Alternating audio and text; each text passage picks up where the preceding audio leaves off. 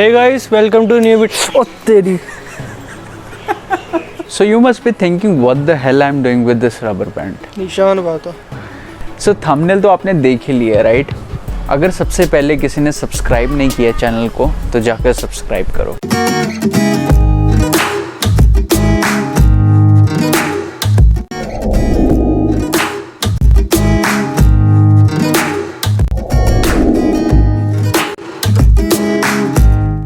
आओ वीडियो शुरू करते हैं. तो ये बता गुरप्रीत, हाँ जी. जब तू मॉर्निंग में या इवनिंग में जिम जाता है तो सबसे पहले जाते सर लिफ्ट करना शुरू कर देता है? नहीं, पहले स्ट्रेचिंग करते हैं फिर लिफ्ट. तो स्ट्रेचिंग क्यों करता है? जैसे जाऊंगा, जैसे पूरी रात में सोया तो मसल मेरा अकड़ा होता है तो वो थोड़ा लूज हो जाएगा, मतलब फ्लेक्सिबल हो जाएगा थोड़ा. अच्छा, तो इजीली लिफ्ट कर पाएंगे. एग्जैक्टली. सो लूज होने का मतलब है, अकड़ने का मतलब है कि मसल उस समय वार्म नहीं है, वो नॉर्मल टेम्परेचर पे बॉडी पे बहुत ज़्यादा अकड़ा हुआ है मसल उस टाइम पे. So let me give you an example. अगर मैं इस रबर बैंड को लूँ, सो इस रबर बैंड को मैं 2 या 3 सेकंड के लिए स्ट्रेच करूँगा तो इससे क्या होगा? इससे इसकी लेंथ बढ़ेगी, फ्लेक्सिबिलिटी आएगी. जैसे कि इसने बोला राइट, सुबह उठा था तो इसका मसल बहुत ज़्यादा ठंडा था, मतलब रेस्ट में था. करेक्ट. तो मैंने स्ट्रेच करने से क्या किया, स्ट्रेचिंग करने से मसल पे क्या हुआ, मसल वार्म हो गया, ब्लड फ्लो बहुत जल्दी जाएगा मसल के लिए, मसल पे. एंड देन अल्टीमेटली आपके पास वाइटल एनर्जी होगा जो आप यूज़ कर सकते हो लिफ्ट करने के लिए. तो गुरप्रीत इससे फ़ायदा क्या हुआ फिर? इससे जैसे मैं लिफ्ट कर रहा हूँ तो मुझे इंजरीज नहीं होगी, तो अच्छा रेंज ऑफ मोशन मिलेगा. और जैसे कई बार पेन वगैरह होती है वो कुछ नहीं होगा मुझे. एग्जैक्टली. बहुत इंपॉर्टेंट पॉइंट इसने मेंशन किया है, रेंज ऑफ मोशन. सो एक एग्जांपल देता हूँ. लेट्स से ये मेरा बाइसेप है. अभी इस वक्त बाइसेप मेरा जो है वो रेस्ट पोजीशन पे है. अब मैंने इस बाइसेप को फ्लेक्स किया राइट. सो बाइसेप मेरा एक्टिव हो गया. अब ये मेरा कंप्लीट बाइसेप का रेंज ऑफ मोशन है. सो ये रेंज ऑफ मोशन का मतलब हुआ मेरे बाइसेप में अब अच्छा खासा फ्लेक्सिबिलिटी है. तो स्ट्रेचिंग से अच्छा खासा रेंज ऑफ मोशन मिलता है. दैट मीन्स अच्छा खासा फ्लेक्सिबिलिटी आता है एंड मोबिलिटी भी आता है. अब स्ट्रेचिंग, फ्लेक्सिबिलिटी, मोबिलिटी ये तीनों ही बहुत ज़्यादा इंटररिलेटेड है. दैट मीन्स स्ट्रेचिंग से आपको फ्लेक्सिबिलिटी भी मिला, मोबिलिटी भी मिला. अब ये दोनों टर्म्स का मतलब क्या है फ्लेक्सिबिलिटी का? सो फ्लेक्सिबिलिटी का मतलब है कितना मैं पैसिवली अपनी लेंथ को रेंज ऑफ मोशन दे रहा हूँ. वेयर एज मोबिलिटी का मतलब है, जो फ्लेक्सिबिलिटी का मतलब वही मोबिलिटी का मतलब है, बट कितनी फ्रीली मैं मूव कर रहा हूँ अपनी आर्म को विदाउट एनी कड़च.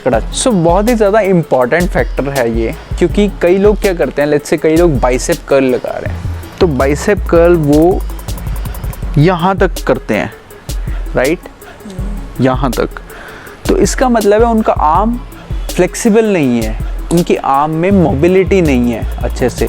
अगर वो अच्छे से स्ट्रेचिंग करेंगे तो अच्छे से वो complete range of motion perform कर सकते हैं. तो गुरप्रीत ये बता, तू स्ट्रेचिंग करता कैसे है?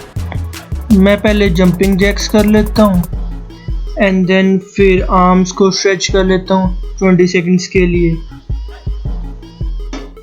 एंड देन ट्राइसेप्स को 20 सेकंड्स के लिए स्ट्रेच कर लेता हूँ. मतलब ओवरऑल मैं अपने सारे बॉडी पार्ट्स को स्ट्रेच कर लेता हूँ.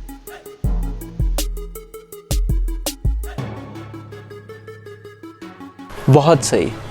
पर ये बात बता, तू ये 20 सेकंड के लिए ये क्यों स्ट्रेचिंग कर रहा था? ट्राइसेप भी तू 20 सेकंड के लिए स्ट्रेच कर रहा था. ये भी उसका स्ट्रेचिंग का पार्ट है. अब यार एक ध्यान से सुनो मेरी बात. स्ट्रेचिंग का पार्ट तो है एब्सोल्युटली, ये गलत बात नहीं होगी इसने, बट स्ट्रेचिंग का मतलब समझते हैं. 2 तरीके की स्ट्रेचिंग होती है जिसको हम बोलते हैं dynamic stretching and static stretching. Dynamic में मतलब जिसमें मूवमेंट हो रहा है, स्टैटिक का मतलब जो कि स्टिल है राइट. सो डायनामिक स्ट्रेचिंग जो परफॉर्म करनी है आपने, अगर आप लिफ्ट कर रहे हैं तो हमेशा डायनामिक स्ट्रेचिंग को पहले परफॉर्म करिए, जिसको हम वार्म अप भी बोलते हैं राइट. वार्म अप तभी तो बोलते हैं. और जो स्टैटिक स्ट्रेचिंग है हमेशा लिफ्ट करने के बाद परफॉर्म की जाती है ताकि हम अपनी बॉडी को कूल डाउन कर सकें. ये डिफरेंस बहुत ज़रूरी है, बहुत इंपॉर्टेंट पॉइंट है ये वाला राइट. अब एक एग्जांपल देता हूँ मैं यहाँ पर. Let's take an example of this rubber band. So इस रबर बैंड को आप या तो बाइसेप के साथ कोई भी मसल के साथ कंपेयर करें, तो मैंने यहाँ पे एक एग्जांपल लिया है रबर बैंड का। सो रबर बैंड को अब मैं 2-3 सेकंड के लिए स्ट्रेच करता हूँ। इससे क्या हुआ, इससे इसकी लेंथ बढ़ी, राइट, इसकी इलास्टिसिटी इंक्रीज हुई, फ्लेक्सिबिलिटी इंक्रीज हुई, ज़्यादा टेंशन भी नहीं आया इस रबर बैंड पे, हमने ओवर स्ट्रेच नहीं किया।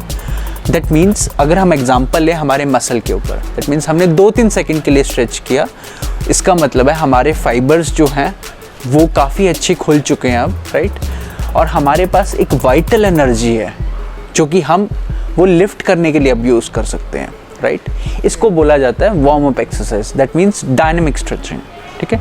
अब आते हैं स्टैटिक स्ट्रेचिंग पे। स्टैटिक स्ट्रेचिंग में अगर हम कोई भी मसल को, फॉर एग्जांपल इस रबर बैंड को 15 से 20 सेकेंड या 15 से 45 सेकेंड तक भी स्ट्रेच करें,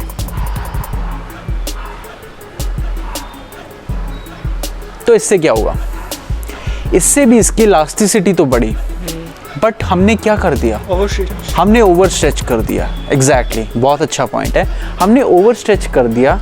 अब इसके अंदर जो परफॉर्मेंस थी इसकी लिफ्ट करने की वो कम हो गई, क्योंकि इसमें जो वाइटल एनर्जी था, लेट्स से हमने अपने मसल को बहुत ज़्यादा स्ट्रेच कर दिया, वो उसी में ही ज़्यादा जो परफॉर्मेंस थी हमारी डिक्रीज हो गई। अब हम लिफ्ट क्या करेंगे, कुछ भी नहीं करेंगे, घंटा करेंगे, तो इसको बोला जाता है स्टैटिक स्ट्रेचिंग, राइट। सो वीरे इन्हें कुछ आप थ्योरी दसता थोड़ा प्रैक्टिकली करके भी दिखाने। एग्जैक्टली, सो हुन कुछ एक्सरसाइज ਅਸੀਂ ਕਰਕੇ ਦਿਖਾਣੇ ਆ ਜੋ ਕਿ static stretching ਤੇ dynamic stretching ਦੋਨਾਂ ਦੀ ਕਰਕੇ perform ਕਰਦੇ ਹਾਂ। So first of all we would perform some dynamic stretching, after that we would do the static stretching. So number A, we would do some yoga type stretching first of all, and if you have yoga mat at your home you can use it, otherwise we have some Baba Adam Jamane ki chatai, right. So let's come to the push up position first.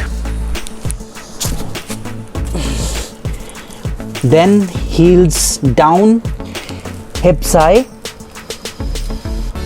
exhale, chest up, shoulders high. Again, hips up, heels down, again exhale,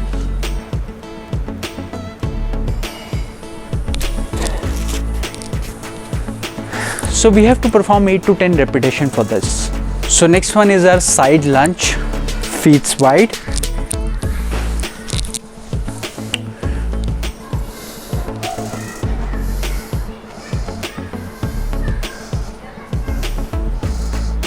You can go little down here.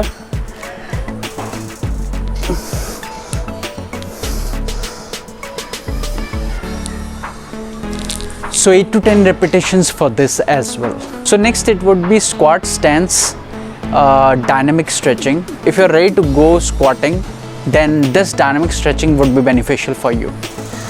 So first, knees bend, a little bend in the knees, touch your toes, and then come down. Back in the neutral position, then come up, again go down, back in the neutral position, again go up, back in the neutral position. From a side view, touch your toes,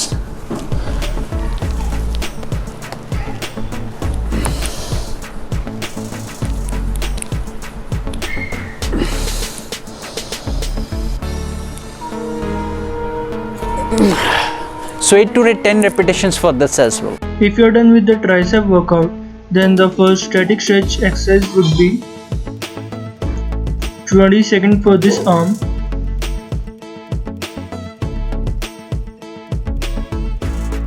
and 20 seconds for this arm.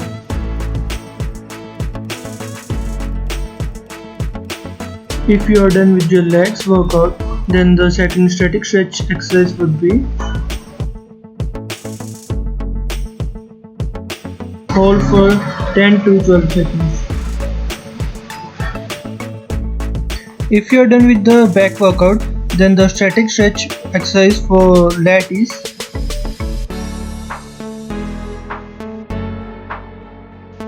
(10 to 12 seconds for this arm and 10 to 12 seconds for this arm. So if you find the video informative, please do like it Share it. and do comment in the comment box. See you in the next video. Take care and bye-bye.